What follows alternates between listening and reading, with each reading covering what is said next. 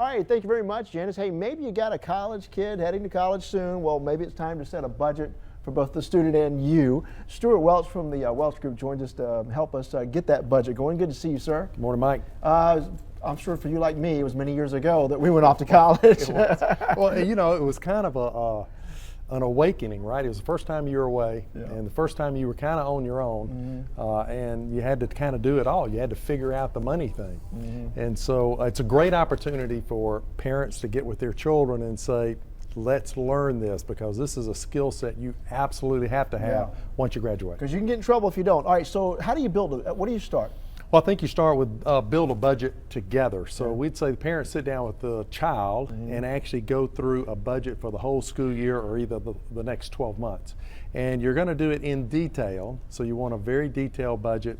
And then once you have that budget broken down, you want to break it down week by week so that they know that this week, this is what I have coming up, I've got to pay for. So don't buy everybody pizzas at the dorm and run into trouble for that week. All right, so now should you get them a credit card or just set them up with a cash account? Well, if you're going to do a credit card, we'd probably do, the first thing is I would set up a separate account. Okay. So I'd set up a separate account that would be a joint account between the child and the parents. And the parents are going to need to monitor this. If they want them to have a good opportunity to have them use a debit card. So that card is going to be attached directly to that checking account. Now, if you get a credit card, should you get it in their name so that they build a credit rating?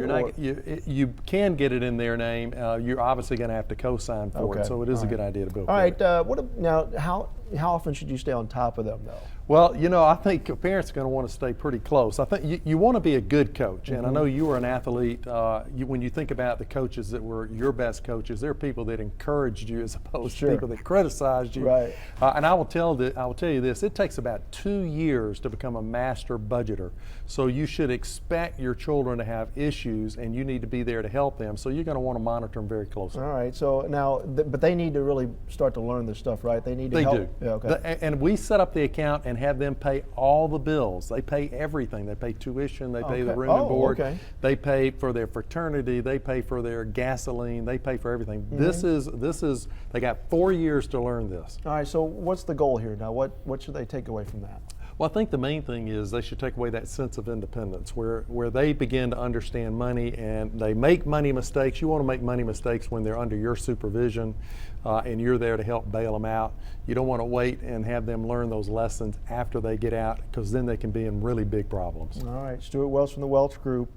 Parents of kids going to college, our thoughts and prayers are with you. That's exactly right. We have been there. All right. Thank you, Stewart. Thanks, Mike.